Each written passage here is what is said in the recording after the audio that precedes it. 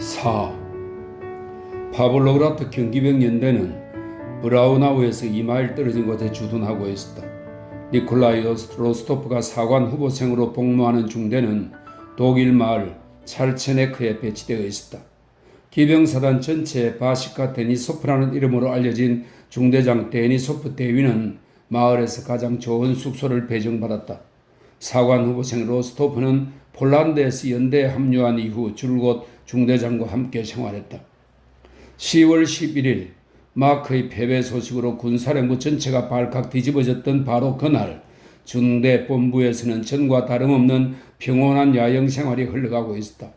밤새 카드노르에서 돈을 잃은 데니소프는 로스토프가 아침 일찍 말을 타고 나가 말먹이 징발을 마치고 돌아올 때까지도 숙소에 돌아오지 않았다. 사관 후보생 제복 차림의 로스토프는 박차를 가하여 형광 계단 쪽으로 말을 몰았다. 그는 젊은이다운 유연한 동작으로 한쪽 다리를 빙 돌려 말 옆구리에 붙이고는 말과 떨어지고 싶지 않은 듯 등자에 잠시 발을 딛고 있다가 마침내 훌쩍 뛰어내린 후 큰 소리로 전령을 불렀다. 어이 친구 본다렌코.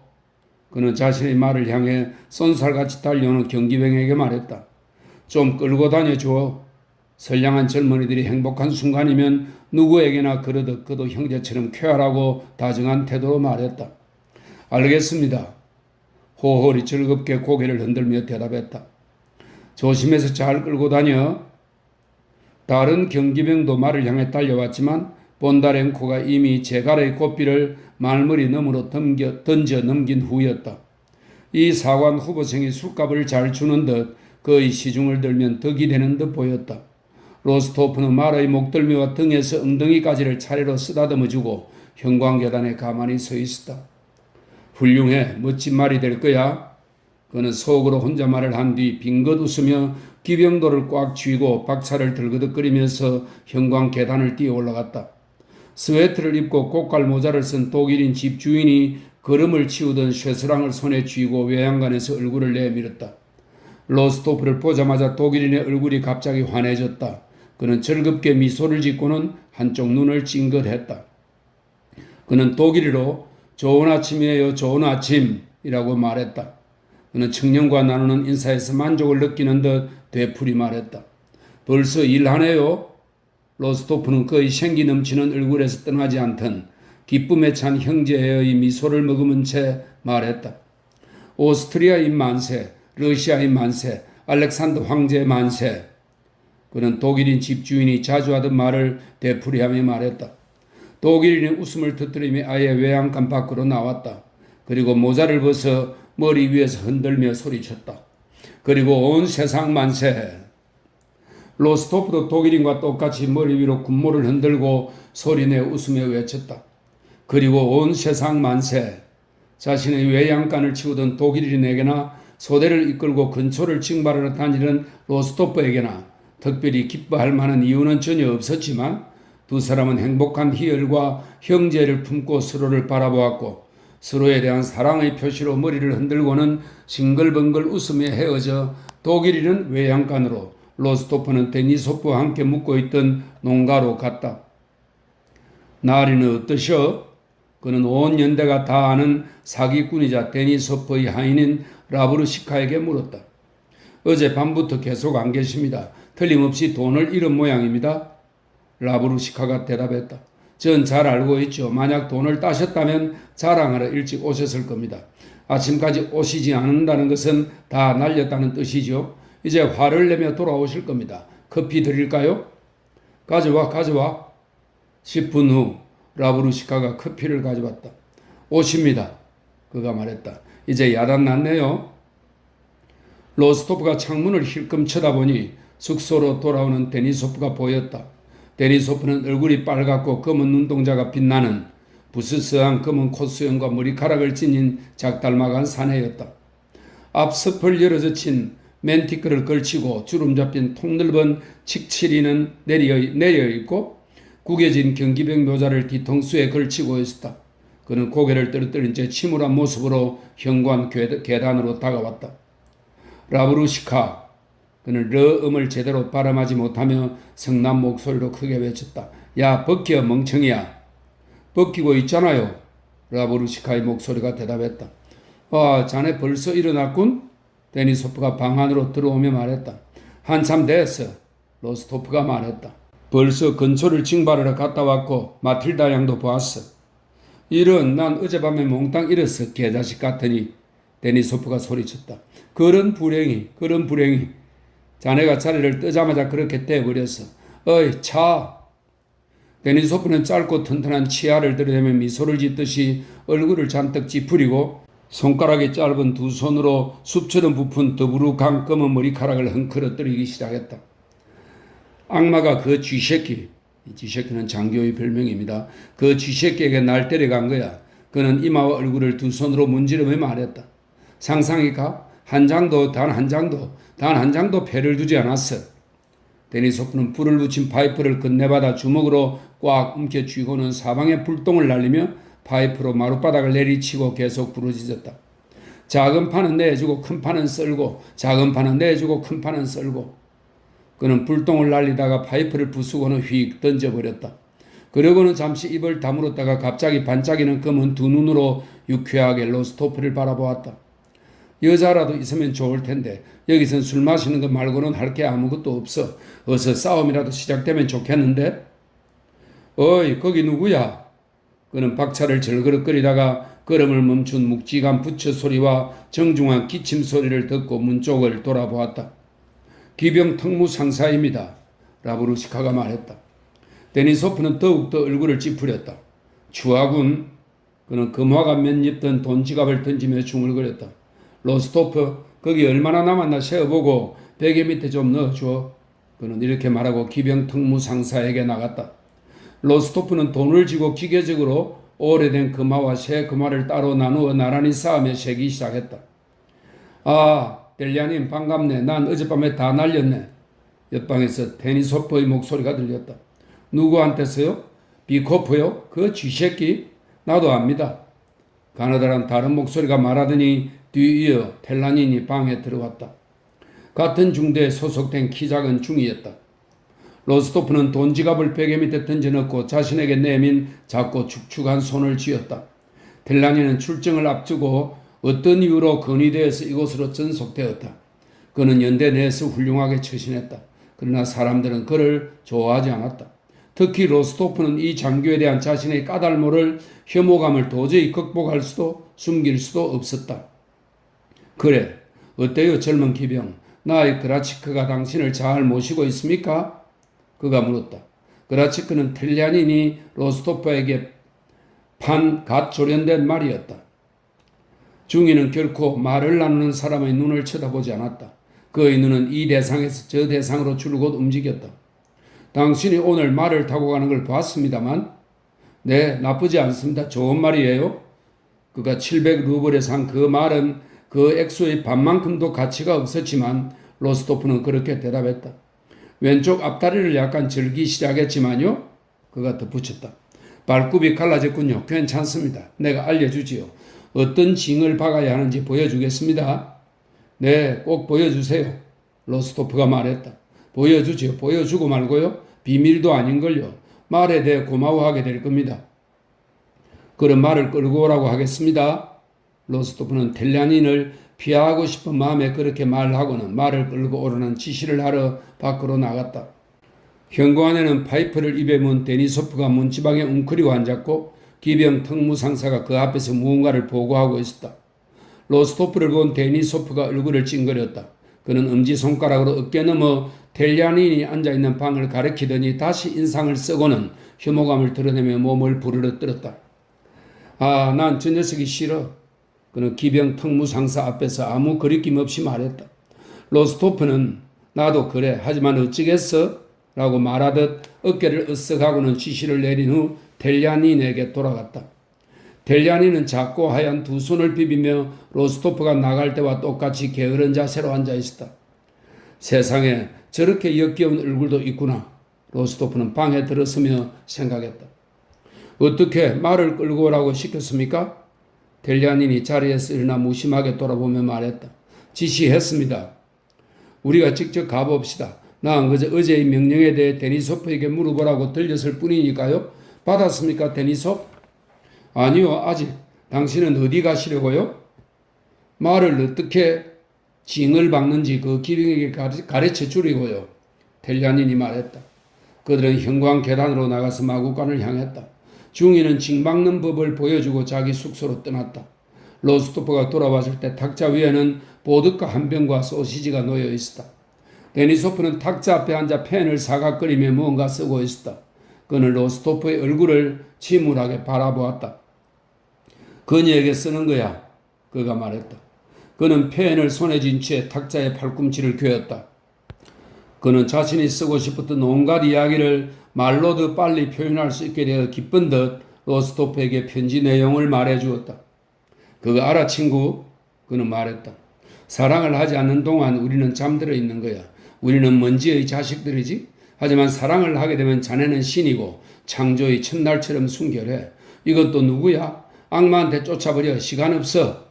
그는 조금도 겁내지 않고 자기에게 다가온 라브루시카에게 버럭 소리를 질렀다. 누가 오긴요? 직접 지시하시고는 기병 특무상사가 돈을 가지러 왔다고요? 데니소프는 얼굴을 찌푸렸고 뭐라고 소리치려다가 입을 다물었다. 추한 일이군. 그는 혼자말로 중얼거렸다. 거기 지갑에 돈이 얼마나 맞지? 그가 로스토프에게 물었다. 새 금화가 7, 헌 금화가 3. 아, 추하군.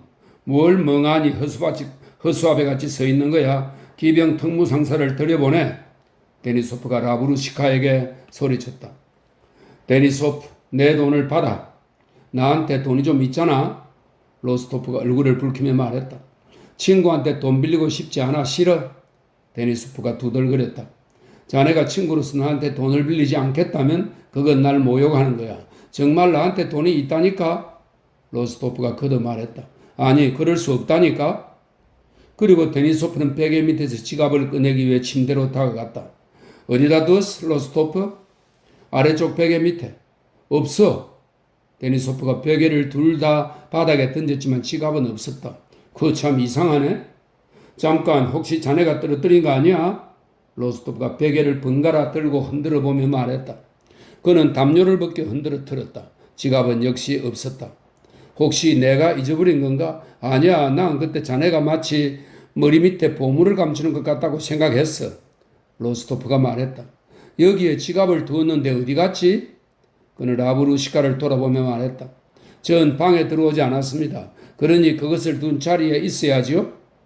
그런데 없어. 늘 그런 식이에요. 어딘가에 던져놓고 그냥 잊어버린단 말입니다. 호주머니 같은 것을 살펴보세요. 아니야.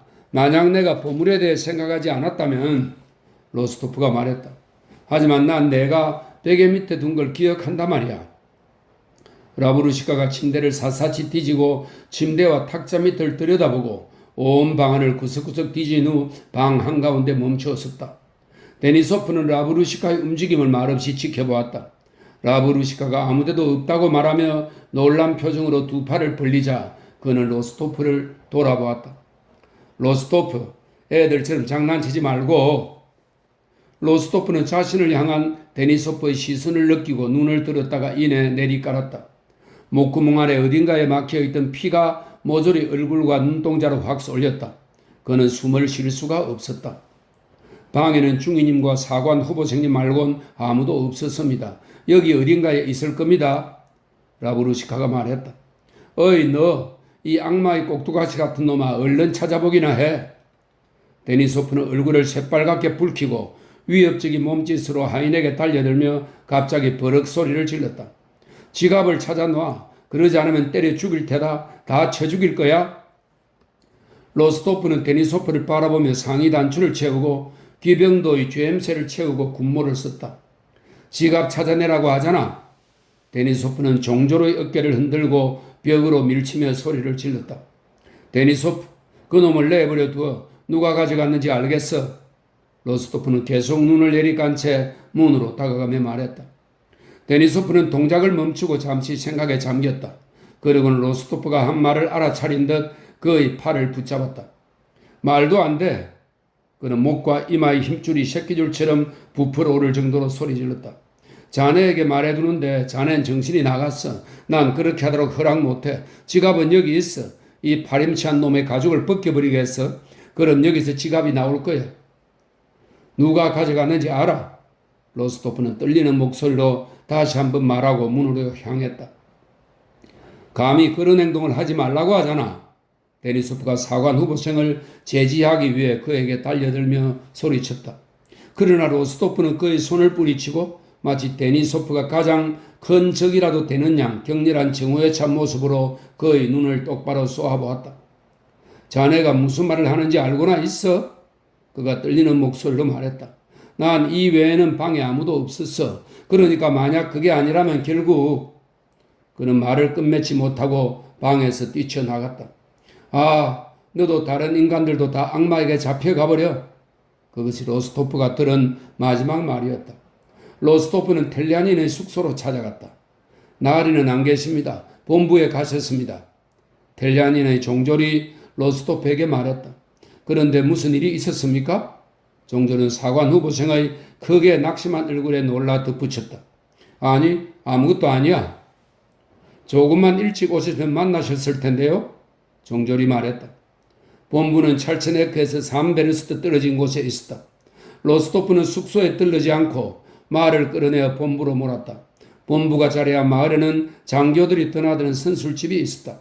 선술집에 도착한 로스토프는 형광 계단 곁에서 텔리아닌의 말을 보았다. 중이는 선술집 두 번째 방에서 소시지 한 접시와 포도주 한 병을 앞에 놓고 앉아 있었다. 아, 젊은이, 당신도 들렀군요? 그가 웃음을 띤 채 눈썹을 높이 치켜 올리며 말했다. 네. 로스토프는 이 말을 입 밖으로 꺼내는데 큰 수고가 드는 것처럼 말하면서 옆 탁자에 자리를 잡고 앉았다. 두 사람은 아무 말도 하지 않았다. 방에는 독일인들과 러시아 장교 한 사람이 있었다. 모두들 말이 없었고 접시에 부딪히는 나이프 소리와 중이가 쩝쩝거리는 소리만 들렸다. 텔리아니는 식사를 끝내자 호주머니에서 두 겹으로 된 지갑을 꺼내 위쪽으로 구부러진 작고 하얀 손가락들로 쨘새를 연 뒤 금화 한 입을 꺼내 눈썹을 약간 치켜 올리며 하인에게 돈을 내밀었다. 얼른 계산해 주게. 그가 말했다. 금화는 새 것이었다. 로스토프가 자리에서 일어나 텔리아닌에게 다가갔다. 지갑 좀 보여주시겠습니까? 그는 들릴락 말락한 목소리로 말했다. 텔리아닌은 시선을 피하며 그러나 여전히 눈썹을 치켜 올린 채 지갑을 건넸다. 네, 멋진 지갑이지요? 네, 그래요. 그가 말하면서 갑자기 얼굴이 창백해졌다. 자, 봐요, 젊은이. 그가 덧붙였다.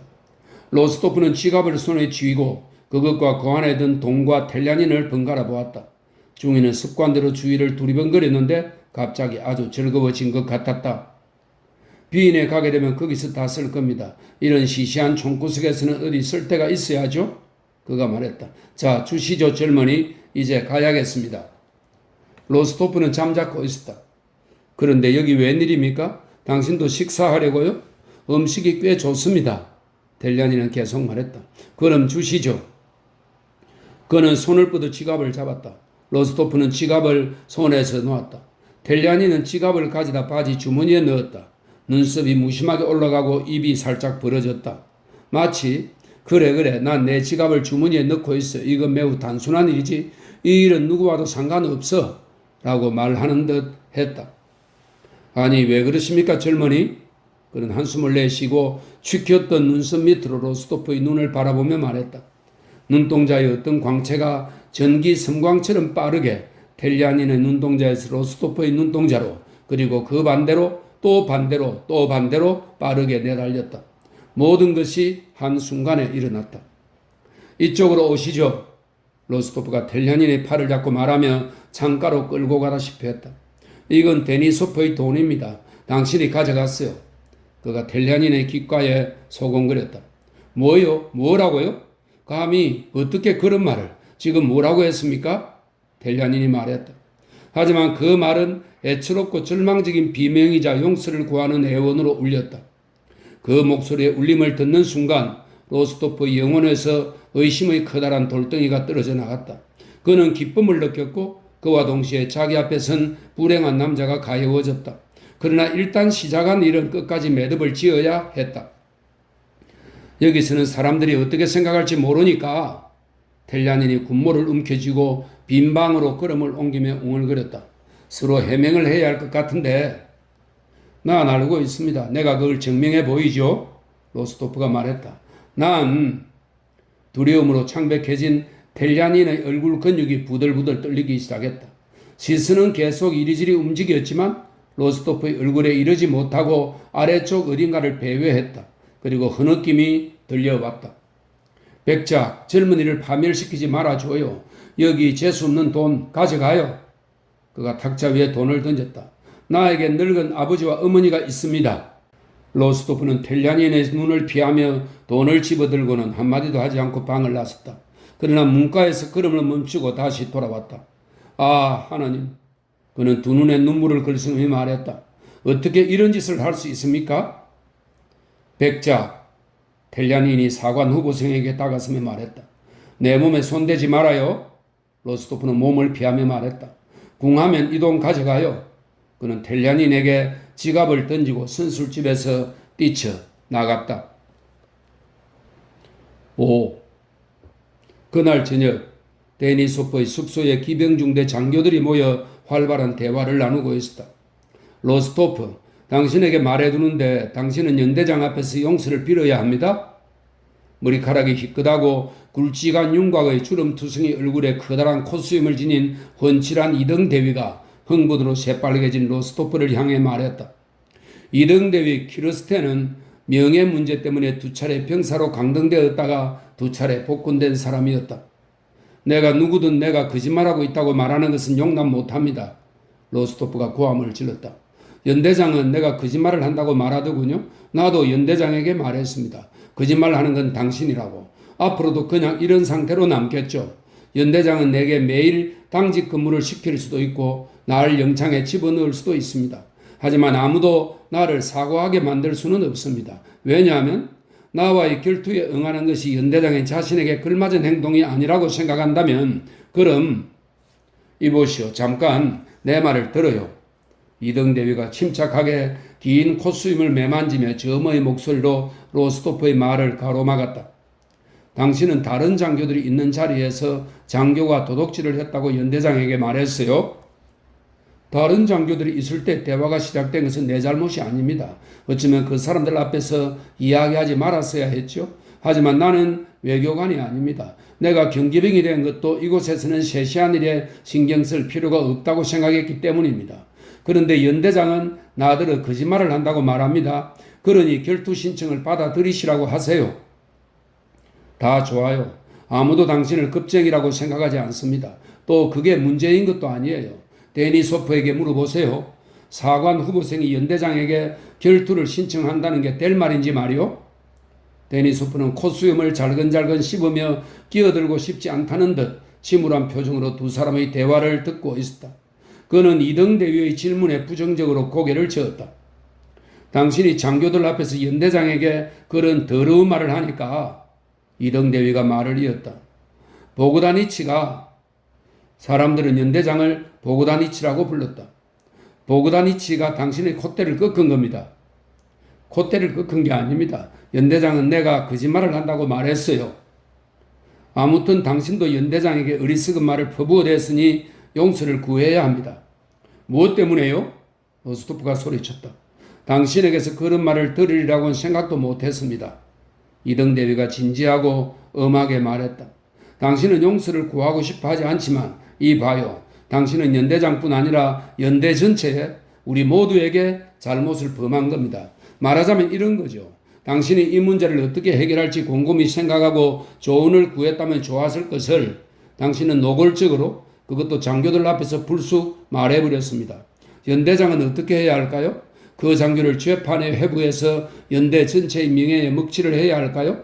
불안당 하나 때문에 연대 전체 이름을 더럽혀야 합니까? 당신 생각으로는 그래야 한다는 건가요? 하지만 우리 생각으로는 그렇지 않습니다. 보그다니치는 잘한 겁니다. 당신이 거짓말한다고 말한 건 말입니다. 불쾌하죠. 그래도 어쩝니까? 당신이 먼저 싸움을 걸었으니까요. 지금 다들 이 일을 어물쩍 넘기고 싶어 하는데 당신은 자존심 때문에 용서를 구하지 않고 모든 것을 말해버리고 싶어 합니다. 당직 근무를 서게 된 것은 당신에게 모욕적입니다. 하지만 당신이 선임 장교에게 사죄하는 것이 어떻단 말입니까? 누가 무엇라 해도 어쨌든 보그다니치는 성실하고 용맹한 선임 지휘관입니다. 그런데도 당신은 화를 내고 있어요. 연대의 이름이 더럽혀지는 건 당신에게 아무렇지 않습니까? 이등대위의 목소리가 떨리기 시작했다. 이봐요. 당신은 얼마 전에 연대로 왔습니다. 지금은 여기 있지만 내일이면 부관이 되어 어딘가로 옮겨갈지도 모르지요. 사람들이 파볼로그라트 연대의 장교들 가운데 도둑이 있다라고 말해도 당신은 상관하지 않겠죠. 하지만 우리는 그 문제에 무심할 수 없습니다. 그렇지 않은가, 데니소프? 어찌되든 상관없다고는 할 수 없지 않나? 데니소프는 반짝이는 검은 눈으로 이따금 로스토프를 쳐다보기만 할 뿐 계속 입을 꾹 다문 채 꼼짝도 하지 않았다. 당신은 자존심 때문에 사죄하고 싶은 마음이 안 들지요? 이등대위가 계속 말했다. 하지만 우리 늙은이들한테는 연대 안에서 자라고 또 하나님이 허락하시면 이곳에서 죽음을 맞이할 테니 우리한테는 연대의 명예가 그만큼 소중하단 말입니다. 보그다니치도 그 점을 알아요. 얼마나 소중한지. 그러니 이렇게 하는 건 좋지 않아요. 좋지 않다고요. 당신이 모욕을 느끼든 말든 난 언제든 아무 거리낌 없이 말할 겁니다. 좋지 않아요. 그러고 나서 이등대위는 자리에서 일어나 로스토프에게 고개를 돌렸다. 사실이야, 빌어먹을. 데니소프가 벌떡 일어나며 소리쳤다. 그런 거야, 로스토프. 그런 거라고. 로스토프는 얼굴이 붉어졌다 창백해졌다 하며 두 장교를 번갈아 바라보고 있었다. 아닙니다, 여러분, 아니에요. 그렇게 생각하지 말아 주십시오. 나도 잘 압니다. 여러분은 나에 대해 잘못 생각하고 있습니다. 나는 연대의 명예를 위해 어떻게 해야 할까요? 정말로 보여드리겠습니다. 나에게도 연대 깃발의 명예는 아무래도 좋습니다. 정말입니다. 내가 잘못했습니다. 그의 두 눈에 눈물이 고였다. 내가 잘못했습니다. 전부 내 잘못입니다. 자, 또 뭘 더 해야? 그걸로 됐습니다, 백작. 이등대위가 몸을 돌리고 커다란 손으로 그 어깨를 툭툭 치며 외쳤다. 내가 자네한테 말했잖아. 데니소프가 외쳤다. 저 녀석은 훌륭한 청년이라고. 그러는 편이 더 좋습니다, 백장님. 이등대위는 로스토프가 잘못을 시인했기 때문에 그에게 자귀를 붙이기 시작한 듯 되풀이 말했다. 그럼 가서 사과하십시오, 백작가카. 여러분, 무엇이든 하겠습니다. 그러나 어느 누구도 내게서 단 한마디의 사과도 듣지 못할 겁니다. 로스토프가 애원하는 목소리로 말했다. 용서를 빌 수는 없습니다. 맹세코 당신이 바라는 대로 할 수는 없어요. 어떻게 어린아이처럼 잘못을 빌고 용서를 구한단 말입니까? 데니소프가 웃음을 터뜨렸다. 당신이 불리합니다.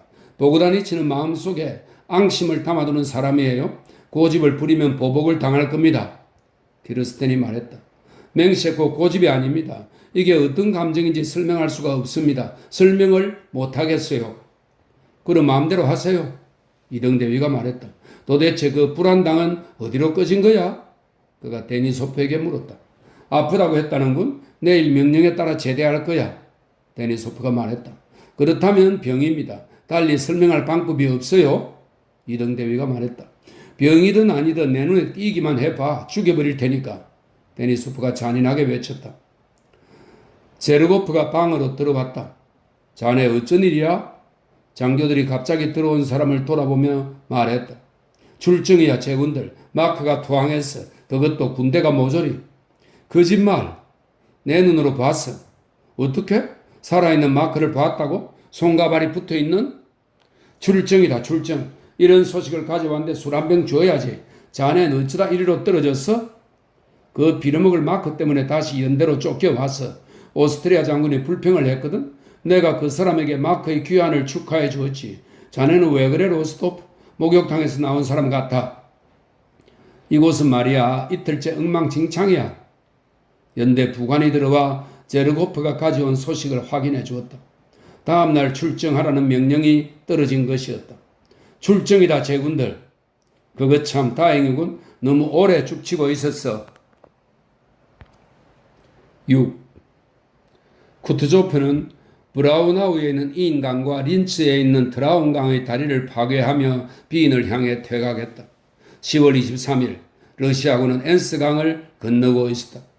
정오 무렵 러시아군의 수송 대열과 화포와 종대는 다리 양쪽에 걸쳐 엔스시를 가로지르며 뻗어 있었다.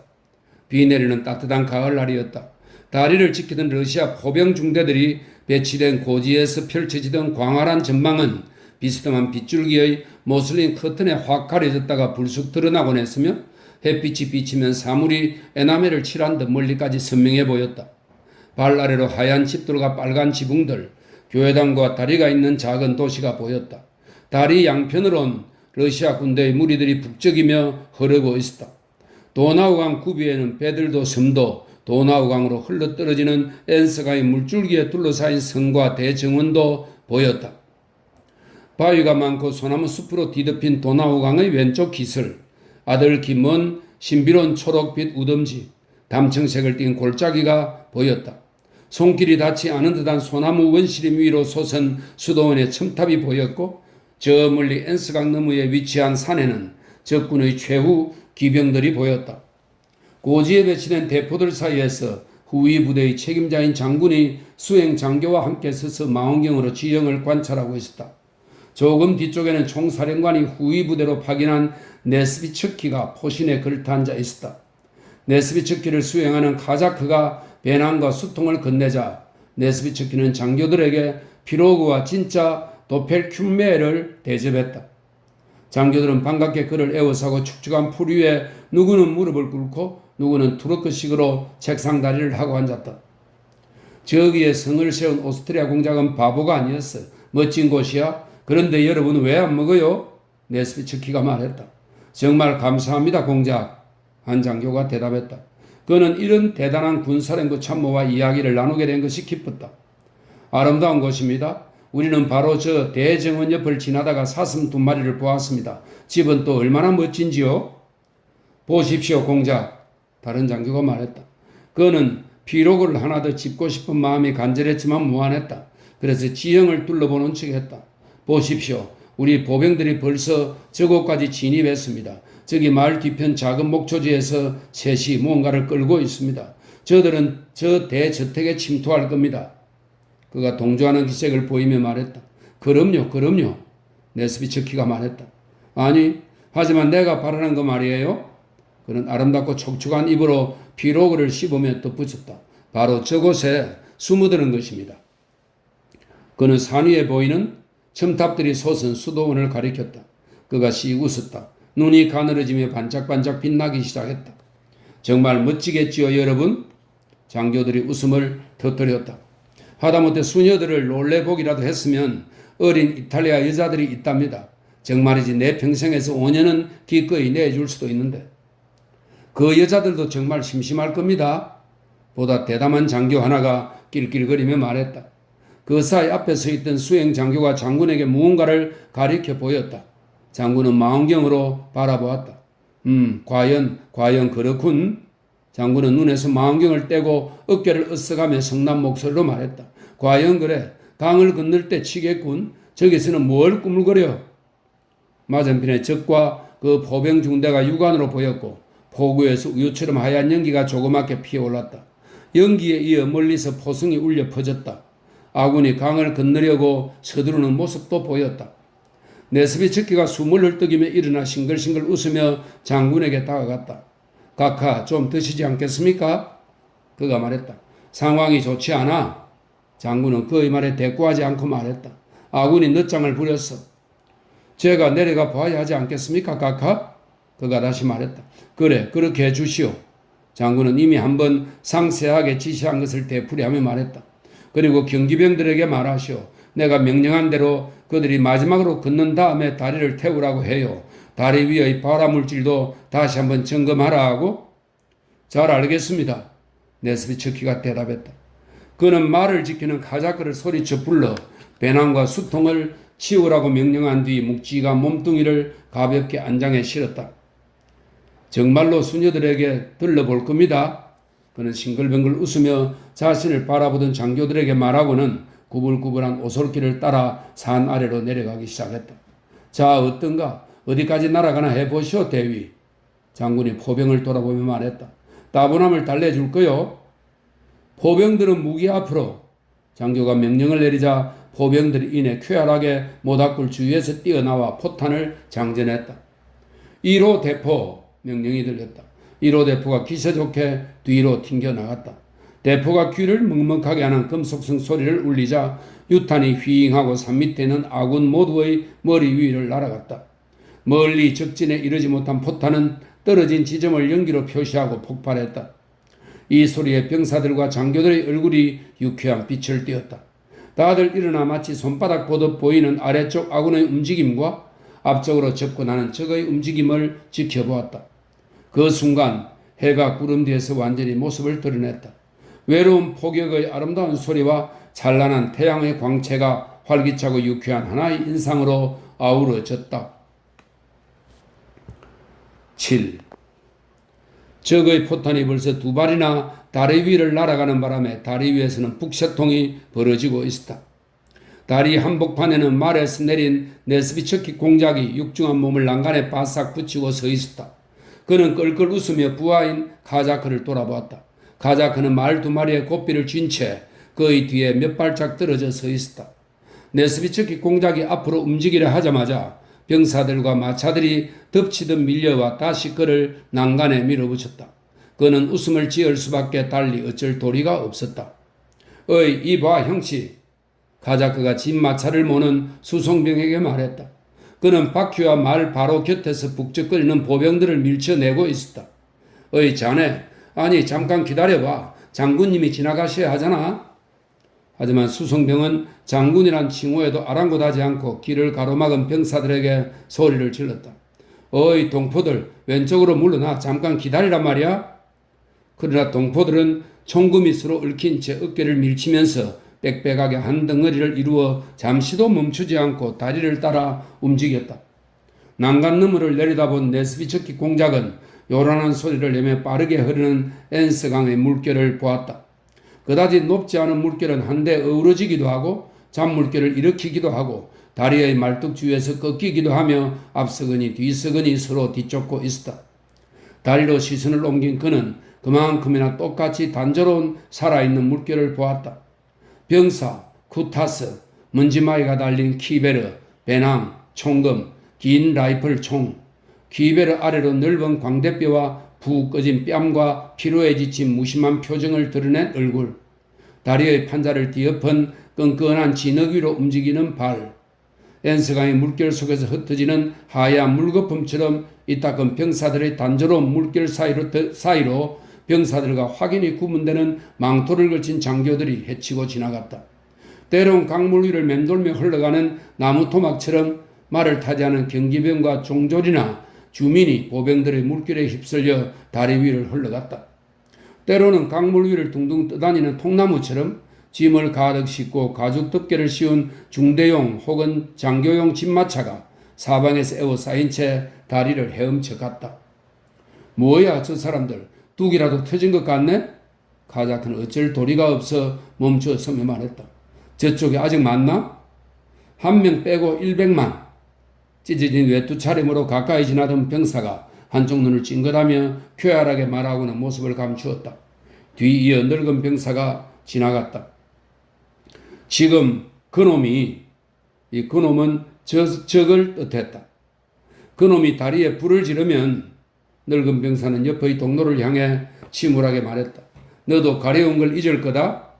늙은 병사가 지나가자 뒤이어 다른 병사가 집마차를 타고 나타났다. 피를 먹을 각반을 어디다 처박아 두었더라?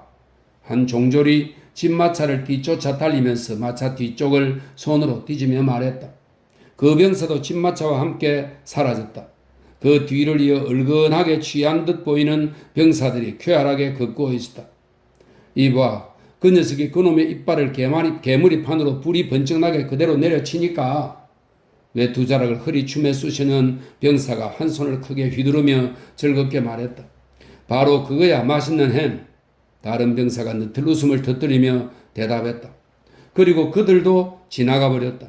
그래서 네스비츠키는 누가 이를 얻어맞은 건지 햄이란 말이 무엇에 관한 것인지 알 수 없었다. 어이구 허둥대는 꼴들 하고는 그놈이 차가운 거 한 방 날리면 다 죽었다고 생각하지. 부사관이 화가 나서 책망하며 말했다. 그게 내 옆을 스치고 날아가는 순간에요. 아저씨 포탄이요. 입에 큰 젊은 병사가 간신히 웃음을 참으며 말했다.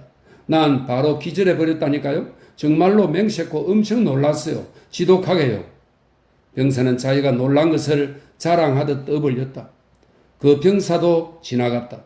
이제까지 지나간 모든 집마차와 다르게 생긴 집마차가 그를 뒤따랐다. 집 전체를 실은 듯 보이는 독일식 쌍두 포르시판이었다. 독일인이 모는 포르시판 뒤에는 커다란 젖통을 가진 예쁜 얼룩 암소가 매여 있었다.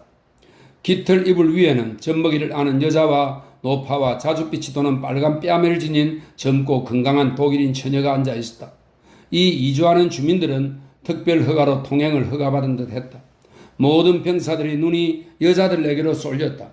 집마차가 한 걸음 한 걸음 이동하며 지나가는 동안 병사들이 하는 말이라고는 오직 두 여자에 관한 것뿐이었다. 모두의 얼굴에 거의 한결같이 여자들에 대한 추잡한 생각을 드러내는 웃음이 떠올라 있었다. 저것 봐, 소시지 녀석도 떠나잖아? 파라, 마누라. 다른 병사가 마지막 음절을 강하게 발음하며 독일인을 향해 말했다. 독일인은 눈을 내리깐 채 노여움과 두려움이 뒤섞인 표정으로 성큼성큼 걸었다. 저 여자 잘도 차려입었네, 빌어먹을. 저기 저 여자들 옆에 있고 싶지, 페도토프. 어떻게 알았나, 친구? 어디로 가시나요? 사과를 먹던 보병장어도 반쯤 웃는 얼굴로 예쁜 아가씨를 쳐다보며 물었다. 독일인 남자는 무슨 말인지 모른다는 뜻으로 눈을 감았다. 원하면 받아. 장교가 처녀에게 사과를 건네며 말했다. 그녀는 쌩긋 웃으며 사과를 받았다. 다리 위에 있던 모든 사람들과 마찬가지로 네스비츠키도 그 일행이 사라질 때까지 여자들에게서 눈을 떼지 못했다. 그들이 지나가자 또다시 똑같은 이야기를 찌꺼리는 똑같은 병사들이 밀어닥쳤고 급기야는 다들 걸음을 멈추었다. 자주 일어나는 일로 연대의 집마차를 끄는 말들이 다리가 끝나는 곳에서 주춤거리는 바람에 무리 전체가 기다려야만 했다.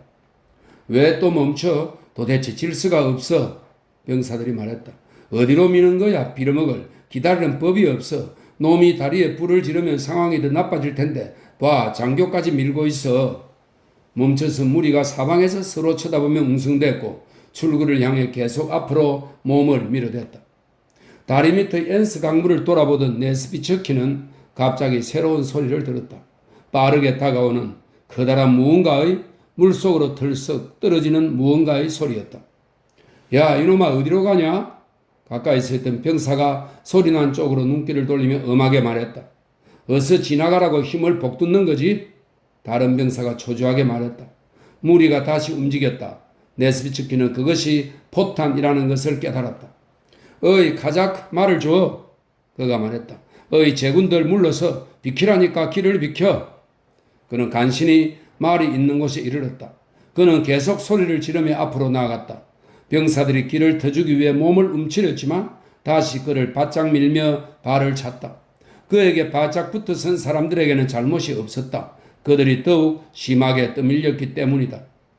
네스비츠키, 야 이놈아. 그때 뒤에서 목신 소리가 들렸다. 네스비츠키는 주위를 둘러보다 살아있는 덩어리로 움직이는 보병들에게 가로막혀 그에게서 15발짝 정도 떨어진 바시카 데니소프를 보았다. 그는 벌건 얼굴에 까만 머리카락은 헝클어지고 군모를 목덜미로 젖혀쓰고 맨티크는 기세 좋게 한쪽 어깨에 걸친 채였다. 이 빌어먹을 악마들에게 길을 비키라고 명령해. 데니소프는 우라가 치미는 듯 핏발선 흰자 위에 석탄처럼 까만 눈동자를 희번덕거리며 이리저리 두리번거리다가 얼굴만큼 빨간 작은 맨손에 쥔 기병도를 칼집째 휘두르며 소리를 질렀다. 바샤. 네스비츠키가 반가워하며 대답했다. 무슨 일이야? 중대가 지나갈 수가 없잖아. 바시과 데니소프가 하얀 이를 심술궂게 드러내고 자신의 아름다운 검은말 베두인에게 박차를 가하며 외쳤다. 베두인은 총금이 살을 찌르는 통에 두 귀를 쫑긋거리고 콧김을 뿜고 제갈 주위에 거품을 튀기며 발굽으로 다리의 판자를 덜컥덜컥 소리나게 차고 있었다. 말 탄 사람이 허락하기만 하면 당장이라도 다리 난간을 훌쩍 뛰어넘을 듯한 기세였다. 이게 뭐야? 양떼 같잖아. 영락 없는 양떼야. 비켜. 길을 비키란 말이야. 거기서 너 말이야 집마차 제기랄 칼로 베어버린다. 그는 정말로 칼집에서 칼을 쑥 뽑아 마구 휘두르며 소리를 질렀다. 병사들은 겁에 질린 얼굴로 서로를 밀쳤다. 그리하여 데니소프는 네스비츠키와 합류하게 되었다. 어쩐 일이야? 오늘은 안 취했네? 네스비츠키가 말을 몰고 다가온 데니소프에게 말했다. 취할 시간도 안 주잖아. 바시카 데니소프가 대답했다. 연대가 온종일 이리저리 질질 끌려다니고 있어. 전투라면 전투인 셈이지. 그렇지 않다면 도대체 이게 뭔지 악마나 알겠지. 자네 오늘 정말 멋쟁이군. 네스비츠키가 그의 새 멘티크와 바트라프를 보며 말했다. 데니소프는 씩 웃더니 타시카에서 향수 냄새를 풍기는 손수건을 꺼내 네스비츠키의 코에 들이댔다. 안 되지. 전투에 나가는데 면도도 하고 이도 닦고 향수도 좀 뿌렸지. 카자크를 대동한 네스비츠키의 당당한 모습과 기병도를 휘두르며 필사적으로 외치던 데니소프의 과감함이 효력을 발휘하여 그들은 다리 저편으로 뚫고 나가 보병들의 발길을 멈추게 할 수 있었다. 네스비츠키는 명령서를 전달해야만 할 연대장을 출구 옆에서 발견하고는 임무를 수행한 후 말을 돌렸다. 길을 대충 정리한 데니소프는 다리 입구 옆에 멈춰 섰다. 친구들에게 가리고 길을 쓰며 한쪽 발을 차고 있는 수마를 무심하게 진정시키면서 그는 자신을 향해 다가오는 기병 중대를 바라보고 있었다. 말 몇 마리가 함께 달리는 듯 맑은 말발굽 소리가 다리의 판자를 따라 울려 퍼졌다. 장교를 선두로 한 줄에 4명씩 정렬한 기병 중대가 다리를 따라 길게 늘어서서 맞은편으로 빠져나가기 시작했다. 행군을 저지당한 보병들은 사람들의 발에 짓밟힌 다리 옆 진흙탕에 때를 지어 몰려들며 다른 병과들이 서로 마주칠 때 얼에 드러내는 거리감과 조속과 뒤섞인 특유의 반감을 품은 채 그들 옆을 질서정연하게 지나가는 말쑥하고 세련된 경기병들을 바라보았다. 멋쟁이 녀석들이군. 포드노빈스코에나 가면 딱 어울리겠어. 저놈들은 아무짝에도 쓸모없어. 그저 볼거리로 끌려다닐 뿐이야. 다른 기병이 말했다. 보병들 먼지 날리지 마. 경기병 한 명이 농담을 던졌다. 그가 탄말이 껑충거리다 한 보병에게 진흙을 튀겼다. 네 놈의 등에 배낭을 집어서 행군을 2번만 시키면 그 장식끈도 너덜너덜해질걸. 보병이 얼굴에 묻은 진흙을 소매로 닦아내며 말했다. 꼴이 사람이 아니라 새가 앉은 것 같네. 지킨, 정말이지 자네가 말을 타면 능숙하게 잘 몰 텐데 말이야. 상병이 배낭의 무게 때문에 등이 굽은 자그마한 야윈 병사를 올렸다. 2 다리 사이에 막대기나 끼워. 그게 네 놈을 위한 말이 될 거다. 경기병이 맞받아 쳤다.